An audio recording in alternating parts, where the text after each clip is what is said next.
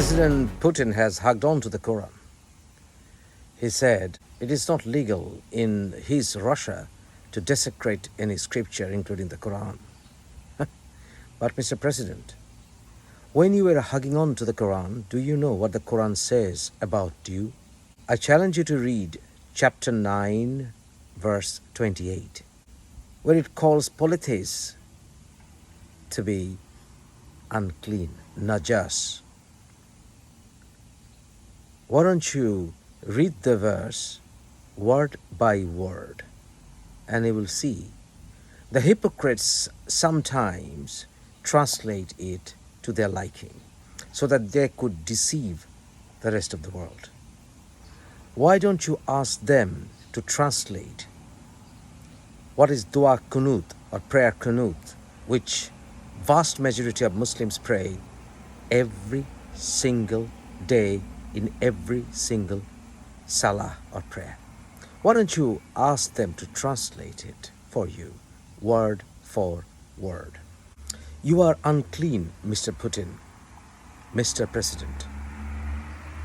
According to the book you were hugging on to, they love the Quran, but we love Salman Rushdie's satanic verses.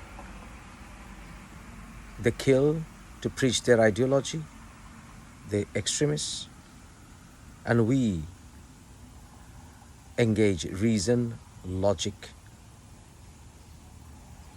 patience, love to preach our views. That's the difference. So what does your country stand for?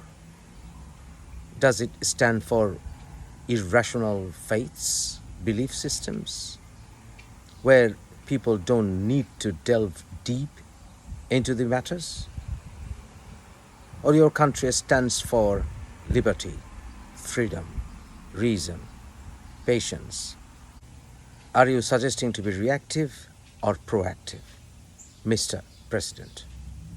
Why don't you challenge yourself to read chapter 9, verse 28?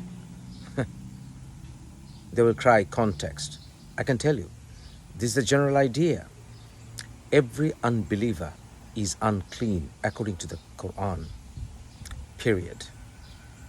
So in fact, according to Islamic fiqh or jurisprudence, you must not even touch it without cleaning yourself first.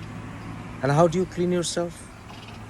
You become clean if you are a non-believer only after accepting Islam. And if you are a Muslim, still you do the wudu or ablution to become physically clean. Mr. President, which side are you on? Find yourself a single Muslim scholar who would hug on to Salman Rushdie's book, the satanic verses, and say, this is wrong to burn a book. It is wrong to kill an author for his writing. And I also challenge you to find a single prominent Muslim scholar who would be ready to kiss the Bible, or to kiss the Gita, or to kiss the Tripitak, any scripture, and would be ready to hug on to it in front of the public. Go, try that out, sir. Which side are you on, Mr. President? In fact, it's all politics, isn't it? Sometimes leaders have to use religion for political purposes.